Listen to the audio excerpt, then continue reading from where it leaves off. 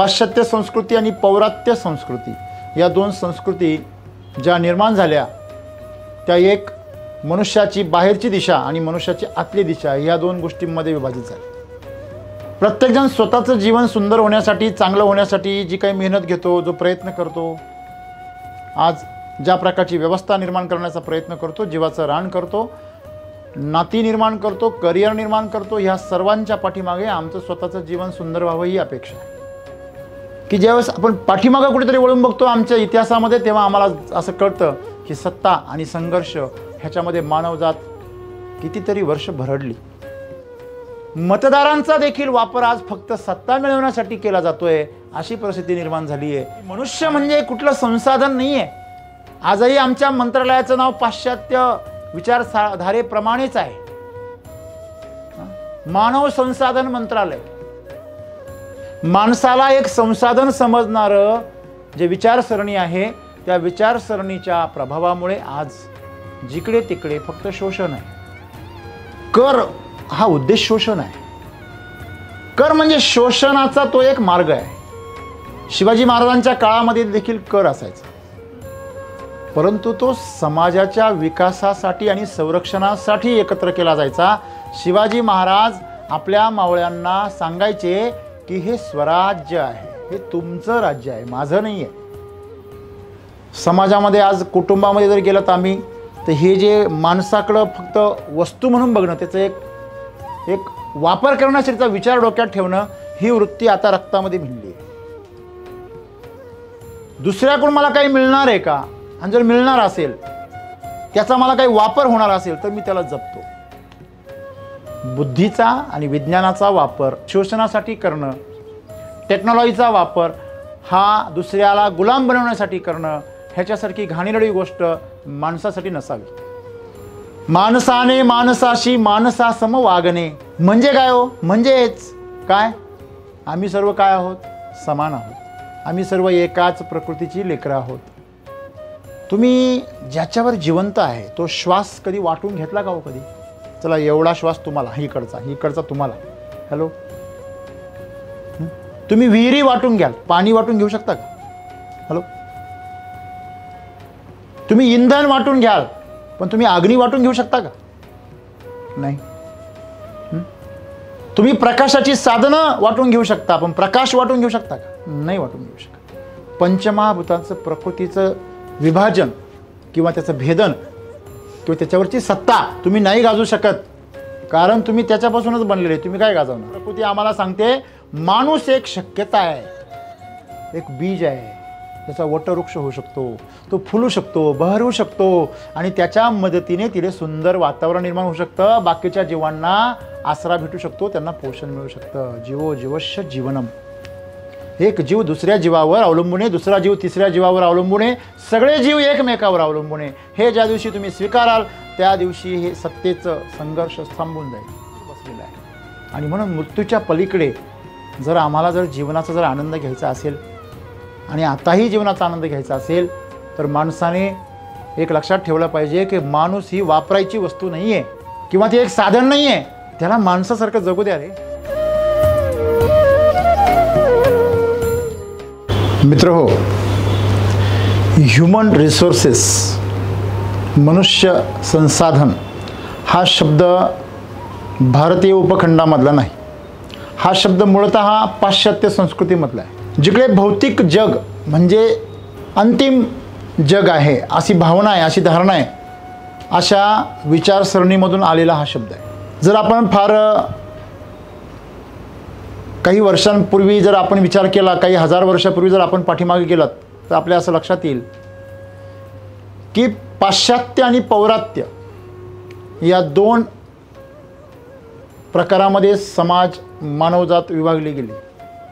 पाश्चात्य संस्कृती आणि पौरात्य संस्कृती या दोन संस्कृती ज्या निर्माण झाल्या त्या एक मनुष्याची बाहेरची दिशा आणि मनुष्याची आतली दिशा या दोन गोष्टींमध्ये विभाजित झाल्या।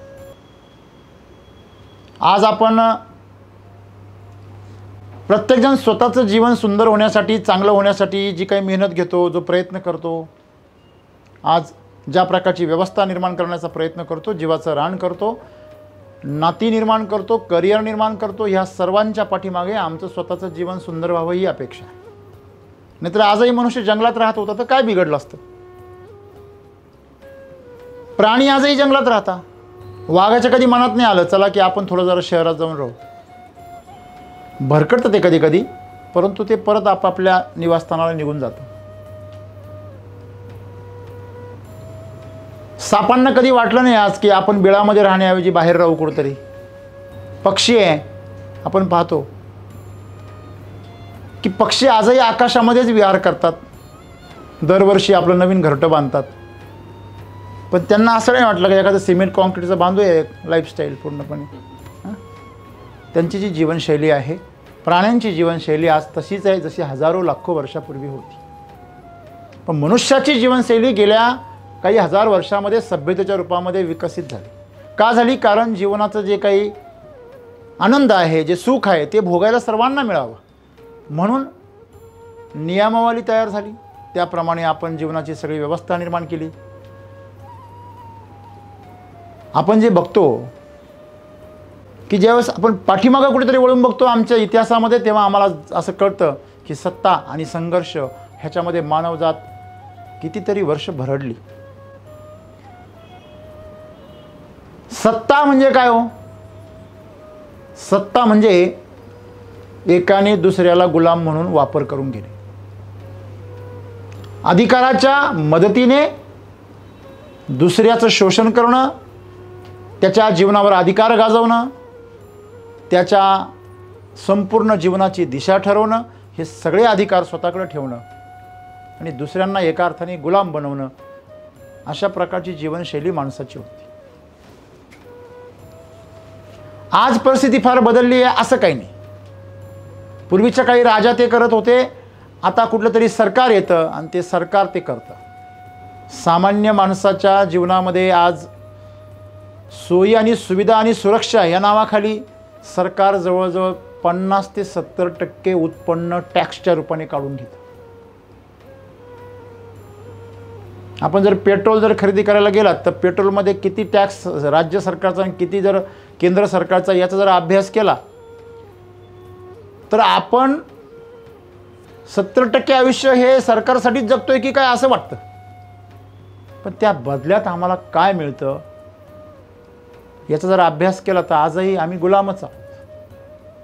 जे स्वप्न आमच्या पूर्वजांनी पाहिलं स्वातंत्र्याच्या काळामध्ये, ते स्वप्न खरोखर आज आम्हाला अनुभवायला येते का, ह्याच्याबद्दल चिंतनाची गरज आहे. याच्यासाठी आपण कुठल्या पक्षाला जबाबदार धरू शकत नाही, कारण आज पक्ष राहिला कुठे? एकच पक्ष झाला, एक सत्ताधारी आणि एक विरोधी, बाकी दुसरा पक्ष आज शिल्लक नाही. आणि त्यांच्यामध्ये कधी आदला बदल होईल आपण सांगू शकत नाही. या सगळ्यांच्या मुळाशी आज मतदार भांबावलेला आहे. मग अशा परिस्थितीमध्ये मतदारांचा देखील वापर आज फक्त सत्ता मिळवण्यासाठी केला जातोय, अशी परिस्थिती निर्माण झाली आहे. आणि म्हणून सद्गुरूंना आजच्या काळामध्ये हे आज वक्तव्य करावं लागलं की मनुष्य म्हणजे कुठलं संसाधन नाही आहे. आजही आमच्या मंत्रालयाचं नाव पाश्चात्य विचारधारेप्रमाणेच आहे, मानव संसाधन मंत्रालय. तसं आमच्याकडे स्टेट गव्हर्नमेंटमध्ये शिक्षण विभाग असतो, शिक्षण मंत्री असतो, तसा केंद्र सरकारमध्ये शिक्षण मंत्री नसतो. तिथे मानव संसाधन मंत्री असतो, ज्याच्या अंतर्गत हे शिक्षण येतं. माणसाला एक संसाधन समजणारं जे विचारसरणी आहे, त्या विचारसरणीच्या प्रभावामुळे आज जिकडे तिकडे फक्त शोषण आहे. बरं, ते का होत आहे हे शोषण करणाऱ्याला पण माहिती नाही आहे. का आपण का शोषण करतोय बाबा? आपण एवढ्या मोठ्या प्रमाणामध्ये भ्रष्टाचार का करतोय? आपण एवढ्या मोठ्या प्रमाणामध्ये सत्ता संघर्ष करून सत्ता मिळवण्याचा प्रयत्न, जीवाचा आट्टापिट्टा का करतोय? तर याची क्लिअर पिक्चर कोणालाच नाही आहे. फक्त मला समोर राहायचंय, सगळ्यांच्या पुढे राहायचंय, बस एवढंच सगळं चाललेलं आहे. पुढं कशाला राहायचंय हे काही माहिती नाही. आणि मी सांगेल त्या इशाऱ्यावर जीवन चाललं पाहिजे, माणसांचं समाज जगला पाहिजे, अशा प्रकारची प्रवृत्ती. आज समजा दक्षिण कोरियामध्ये आपण म्हणतो हुकुमशाह आहे, तो 100% हुकुमशाह आहे. हिटलर देखील हुकुमशाह होता. पण तरीसुद्धा संपूर्ण देश त्याच्या पाठीमागे होता. का होता? कारण तो देशाला असं दाखवून देत होता की मी जे काही करतोय ते तुमच्यासाठी करतोय. मित्रांनो, जेव्हा सत्ता एका ठिकाणी केंद्रित होते त्यावेळेस आजूबाजूला गुलामी पसरते. कुठला तरी एकच मेंदू सगळ्या मेंदूंचा निर्णय घेतो, म्हणजे प्रकृतीला काय होतंय? छेद जातोय आणि प्रकृती त्याचं संतुलन करण्याचा प्रयत्न करते.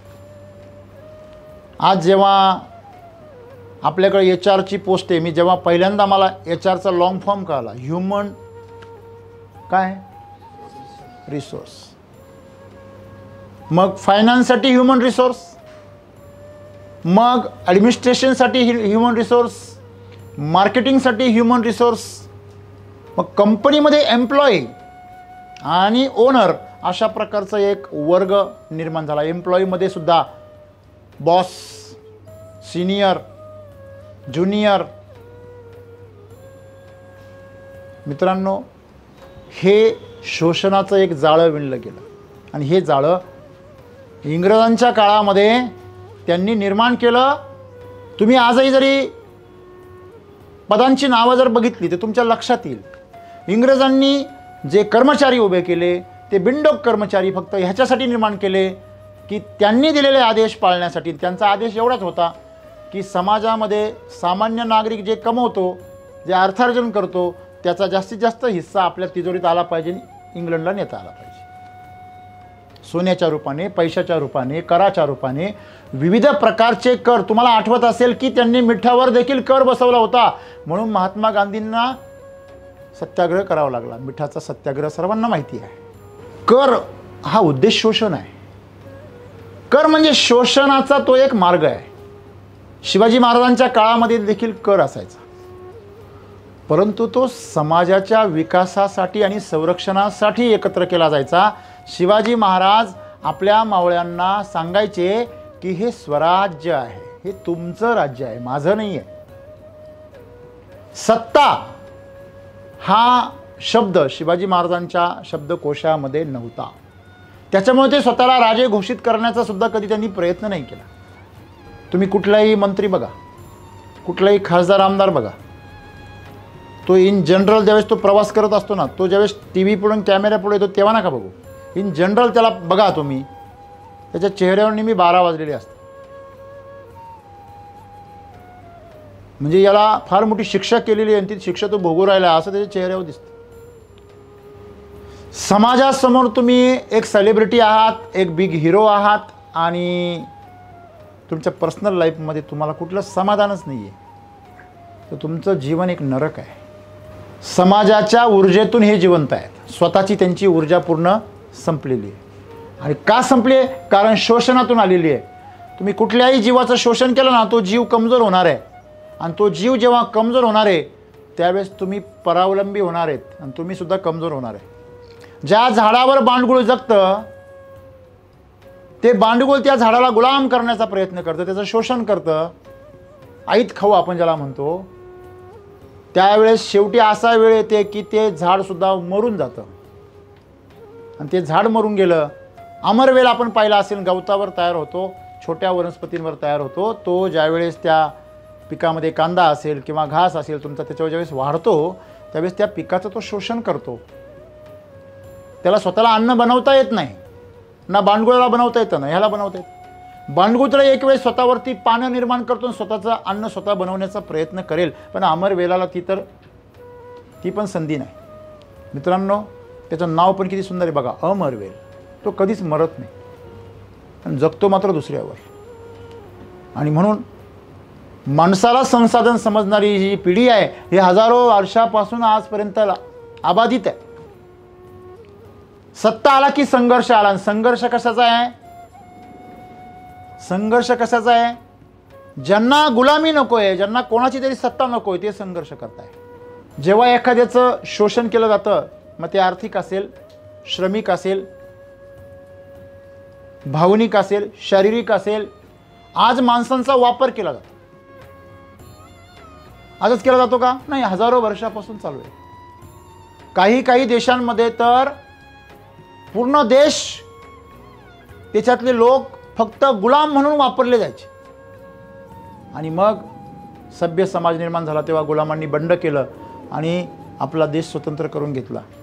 इंग्लंडसारख्या देशाने, इंग्रजांनी जवळजवळ 122 देशांवरती राज्य केलं.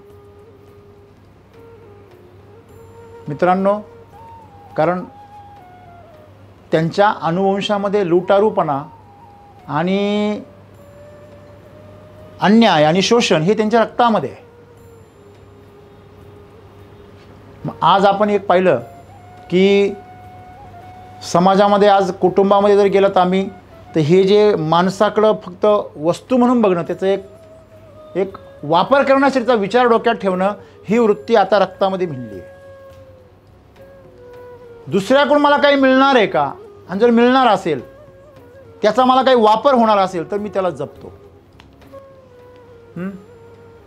तसं मराठीमध्ये एक म्हण आहे, 38 किल्ल्या 32 किल्ल्या काम झालं फेकून दिल्या. एक आण आहे, कोडं आहे एक, की एवढ्या किल्ल्या त्याला लावलेले आहे, चाव्या लावलेले आहे, भरपूर 32 चाव्या लावलेल्या आहे आणि 32 चाव्या लावून बनवलं आहे. एवढं सगळं मेहनत करून बनवायचं आणि काम झालं का फेकून द्यायचं. जसं आपण पूर्वीच्या काळी जेवणासाठी पत्रावळ्या वापरायचो, त्याच्यासाठी हे आणं बनवलेलं आहे. त्याला पूर्वी अशा पानं असायची, त्या पानांना काड्या टोचलेल्या असायच्या बांबूच्या अशा, आणि ते बरोबर अशी पत्रावळी बनवलेली असायची. आजही आहे, पण ते आज ती मशीनमध्ये बनवली जाते प्रेस करून, तेव्हा ती काड्यांनी बनवली जायची. मग ही जी नैसर्गिक झाडाच्या पानाची पत्रावळी आहे ती एवढी सुंदर बनवली जायची आणि काम झाल्यावर फेकून द्यायची. अशी जशी वस्तू जी आहे वापरायची आणि फेकून द्यायची, अगदी माणसांना सुद्धा आज समाजामध्ये वापरलं जातं आणि फेकून दिलं जातं, अशी एक पिढी निर्माण होते. कोकणामध्ये आंब्याच्या बागा जेव्हा तज्ज्ञ आणि हुशार लोकांच्या डोळ्यामध्ये आल्या, तर शेतीमध्ये सो कॉल्ड डिग्र्या घेऊन तज्ज्ञ झालेल्या लोकांनी तंत्रज्ञानाचा वापर झाडांचं शोषण करण्यासाठी केला आणि पॅक्टोबुटाझोल नावाचं जे एक उत्तेजक आहे ते त्या झाडांना देऊन, त्या झाडांची जे, जसं कोंबडी कापून आपण सगळे अंडे घ्यावे, तसं त्या 10-10, 20-20, 50-50, 100-100 वर्षाच्या झाडांचं आयुष्य 5 वर्षामध्ये संपून टाकलं. बुद्धीचा आणि विज्ञानाचा वापर शोषणासाठी करणं, टेक्नॉलॉजीचा वापर हा दुसऱ्याला गुलाम बनवण्यासाठी करणं, ह्याच्यासारखी घाणेरडी गोष्ट माणसासाठी नसावी. ज्या झाडांनी तुम्हाला हजारो पिढ्या जगवल्या, शेकडो, तुमच्या 2-2, 3-3 पिढ्या, ज्याने आंबांनी तुमच्या पिढ्या जगवल्या, सुंदर फळं दिली, त्यांना तुम्ही वांझ करून टाकलं आणि त्याचा परिणाम आहे कोकणामध्ये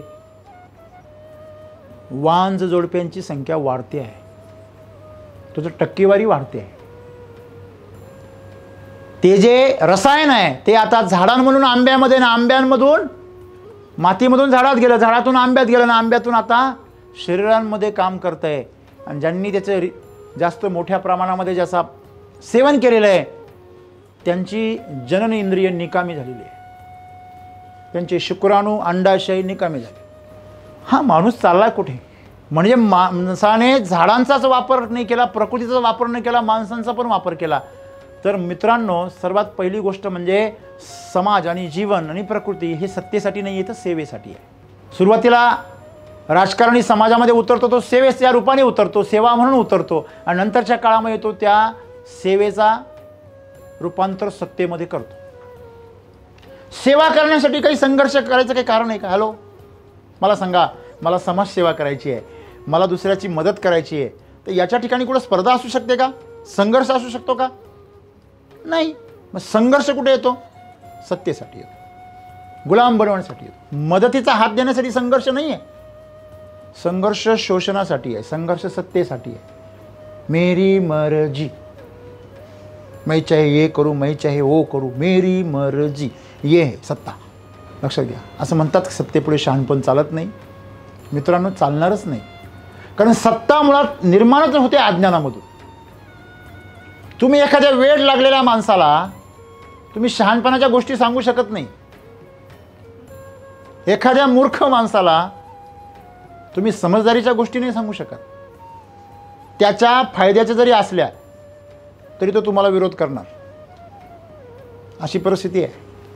सत्तेमध्ये आंधळे झालेले लोक जे आहेत त्यांचा अंत किती भयानक होतो हे तुम्हाला अलीकडच्या काळात बघायला मिळतच आहे. तरी पण यांचे डोळे उघडत नाही आहे. का?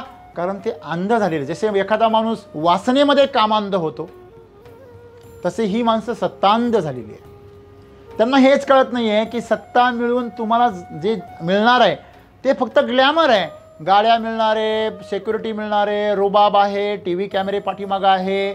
पण ज्यावेळेस तुमचा मृत्यू समोर येणार आहे ना टी व्ही कॅमेरे येणार आहे, ना तुमच्या गाड्या येणार आहे, ना झेड दर्जाची सुरक्षा येणार आहे,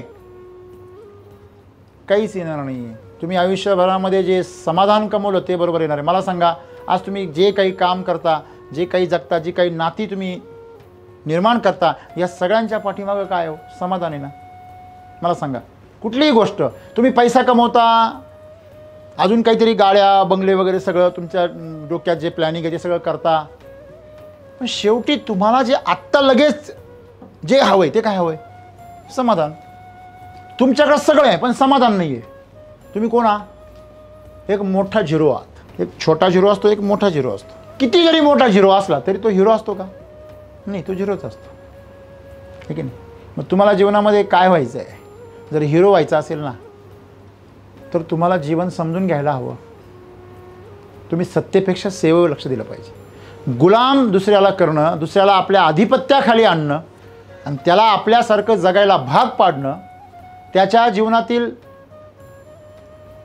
त्याच्या भावना असतील, त्याचे शरीर असेल, त्याचे विचार असतील, ह्याच्यावरती प्रभाव करून त्याचं शोषण करणं, त्याचा आपल्यासाठी वापर करून घेणं, ही जी प्रवृत्ती आहे ही प्रवृत्ती माणसाला कधी पण सुख देऊ शकत नाही, त्याला कधी आनंद देऊ शकत नाही. आणि हे सत्य आज सत्ताधाऱ्यांनी किंवा संपूर्ण मानवजातीने शिकणं गरजेचं आहे. माणसाने माणसाशी माणसासम वागणे म्हणजे काय हो? म्हणजेच काय? आम्ही सर्व काय आहोत? समान आहोत. आम्ही सर्व एकाच प्रकृतीची लेकरं आहोत. आम्हाला सर्वांना समान अधिकार आहे. हां, तुम्ही कधी असं कधी भांडण केलं? लोक वाटण्याकरता बघा, जमिनीच्या वाटण्याकरता, प्रॉपर्टीच्या वाटण्याकरता, गाड्या, पैसे, अलंकार वगैरे वगैरे, ब्रँड नेम वगैरे सगळ्या गोष्टींचा वाटप करता. अगदी मोठ्या मोठ्या कुटुंबांमध्ये नोकर चाकरांची देखील वाटणी होते. एवढे नोकर चाकर तुमच्याकडे, एवढे यांच्याकडे. तुम्ही ज्याच्यावर जिवंत आहे तो श्वास कधी वाटून घेतला का हो? कधी?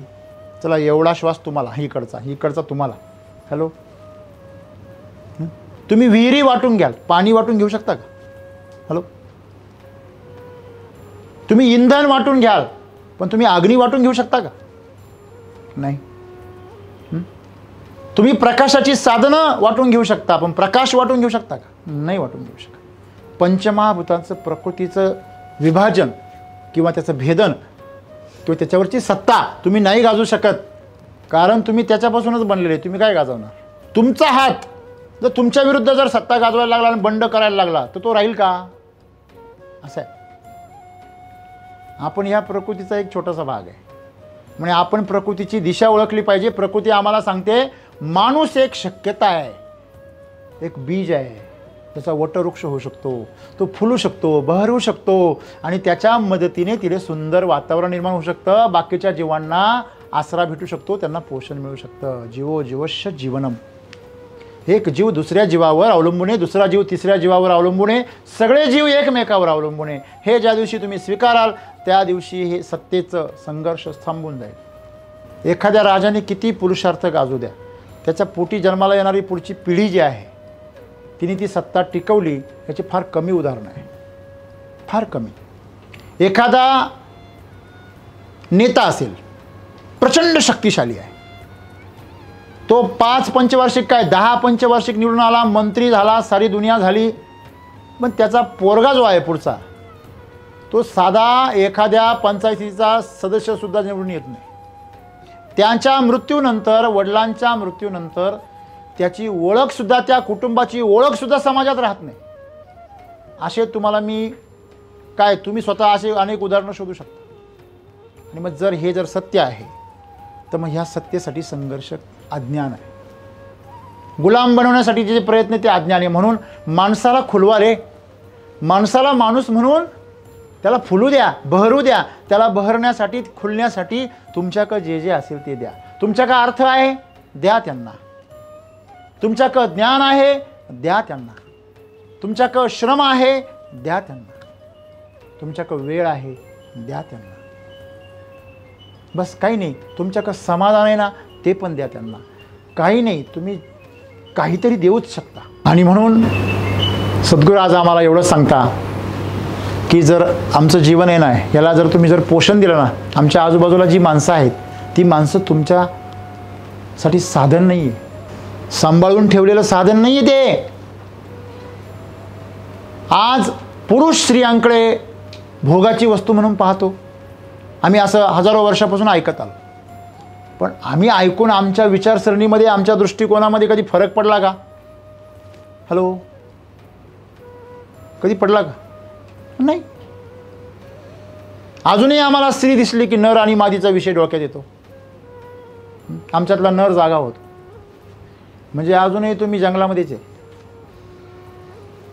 अजून तुम्ही जंगलातच आहे, अजून तुम्ही पशुच्या वर सरकलेच नाही. अजून दिसायला अवतार तुमचा माणसाचा आहे, परंतु तुमचं अस्तित्व, तुमचा DNA अजूनही जनावरांमध्येच अडकलेलं आहे. आणि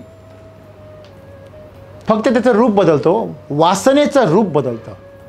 मग ते कधी शरीराच्या रूपात येतं, कधी पैशाच्या रूपात, कधी प्रतिष्ठेच्या, कधी सत्ताच्या, म्हणजे मान सन्मानाच्या, अशा विविध अंगाने ते बाहेर येतं, कधी अहंकाराच्या रूपाने. परंतु ते सतत आपलं रूप बदलून माणसाला भ्रमित करत असतं. यालाच माया म्हटलेलं आहे. माया कशाला म्हटलेलं आहे? की आम्हाला माहिती आहे हे आमच्यासाठी काय आहे, नुकसानकारक आहे, तरी पण आम्ही ते करतो. यालाच माया म्हणतात. बरोबर आहे. आणि ह्या मायेवर लोक अहंकार करतात. किती गमतीची गोष्ट आहे. एक माणूस झोपेमध्ये राजा झाला स्वप्नामध्ये, आणि स्वप्नामध्येच मोठमोठ्याने कुटुंबाला आदेश द्यायला लागला, कोण आहे रे तिकडे? हां, बायको लाटणं घेऊन आली, काय पाहिजे तुम्हाला? मी आहे इकडे. लाटणं पाहून गार झाला बिचारा.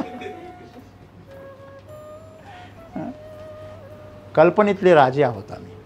आणि जरी तुम्हाला वाटतंय मृत्यू हे तुमचं सर्वस्व हिरावून घेण्यासाठी टपूनच बसलेलं आहे, आणि म्हणून मृत्यूच्या पलीकडे जर आम्हाला जर जीवनाचा जर आनंद घ्यायचा असेल, आणि आताही जीवनाचा आनंद घ्यायचा असेल, तर माणसाने एक लक्षात ठेवलं पाहिजे की माणूस ही वापरायची वस्तू नाही आहे, किंवा ती एक साधन नाही आहे. त्याला माणसासारखं जगू द्या रे. कर्मचारी म्हणजे कर्म करणारा आचारी आहे फक्त, बस. आहे की नाही? त्यांनी कर्म जर चांगलं नाही केलं तर त्याचा आचार खराब झाला समजायचा. बरोबर आहे ना? म्हणजे कर्म करून घेण्याकरता ज्याला बोलवलं जातं, ज्याची व्यवस्था केली जाते, तो कर्मचारी माणूस म्हणून गणला जात नाही, ते यंत्र म्हणून गणलं जातं. तुमच्याकडं किती संसाधन आहे? हा, एवढं आहे, एवढं वाढवा, एवढं उत्पन्न वाढेल, यांच्यावर एवढा खर्च करा. तर ते काय मशीन आहे का? हां, त्यांना ही शिस्त लावा, त्यांना ती. अरे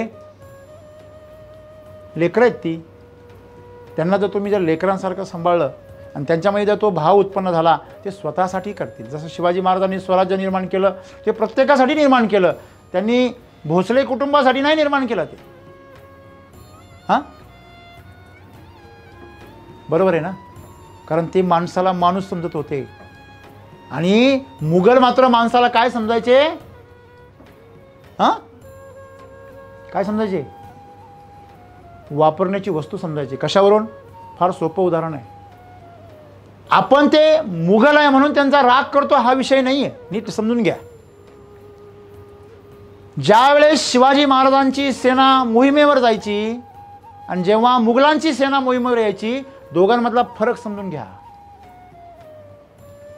त्यांची सेना जेव्हा कुठे चढाई करायची तर त्यांच्या सेनेला पगार दिला जात नव्हता.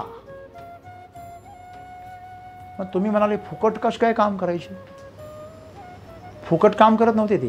त्यांना असे आदेश होते की परिसरामधील गावं लुटा आणि तुमचा पगार वसूल करा. तुमच्या वासना मिटवण्यासाठी स्त्रियांना बरोबर नेण्याची परमिशन नव्हती. त्या परिसरातील स्त्रियांना त्यांचे चारित्र्य लुटा. आणि म्हणून मुघल सैनिक अत्याचार करायचे.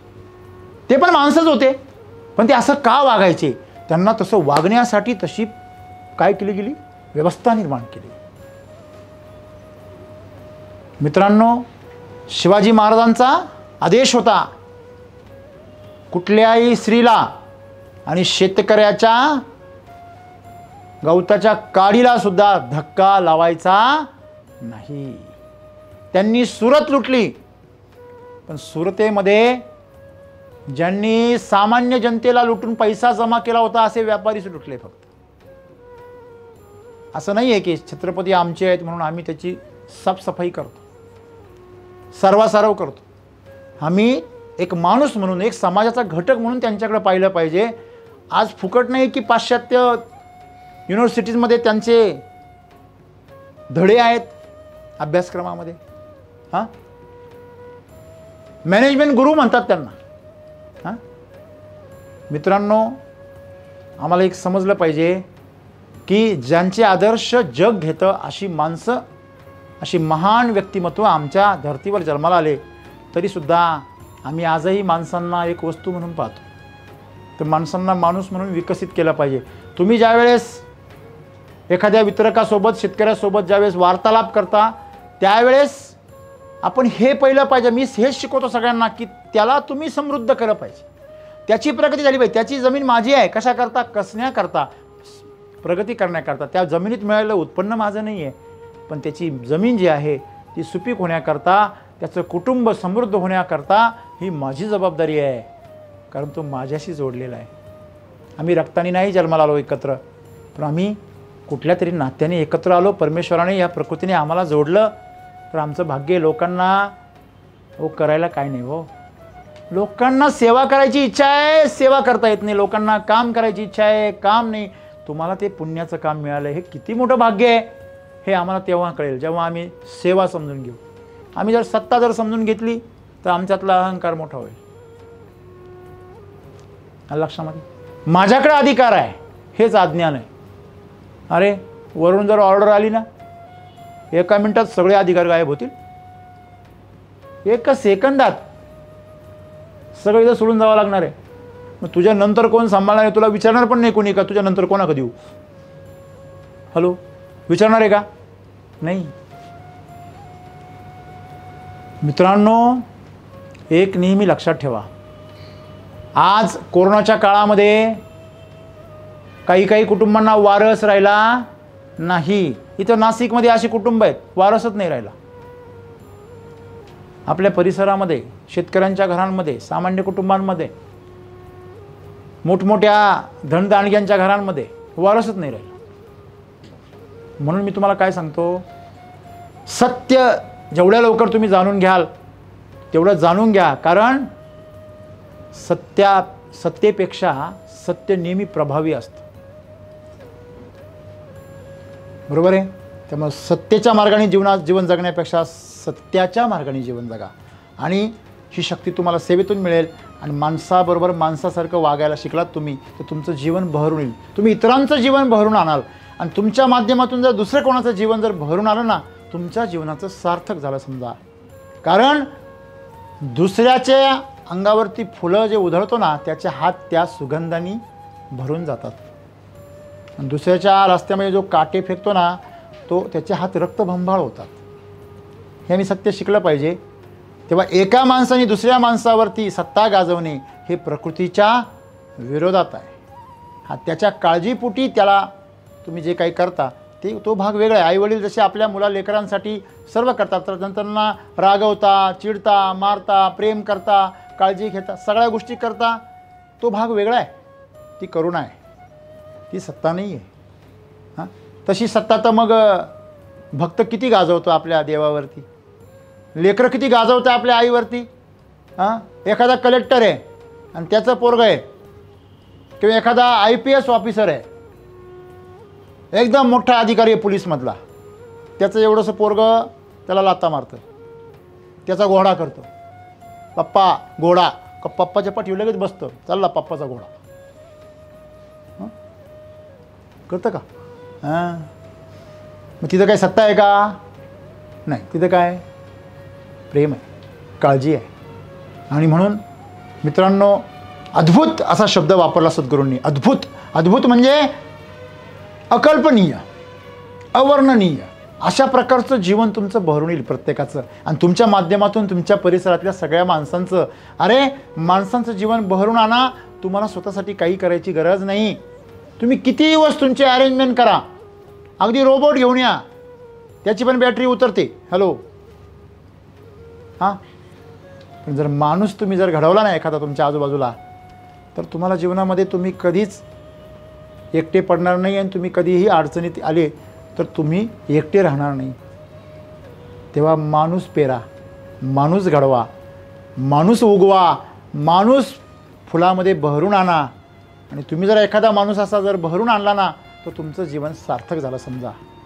जसं आपण म्हणतो ईच वन टीच वन. प्रत्येकाने एक जणाला काय केलं पाहिजे? सुशिक्षित केलं पाहिजे. तसं प्रत्येकाने एक जणाचं आयुष्य बहरून काढलं पाहिजे. मग तो कुणीही असेल, तो तुमच्या कुटुंबातला रक्ताचा मित्र वगैरे असाच असला पाहिजे असं काही कुणीही असू द्या.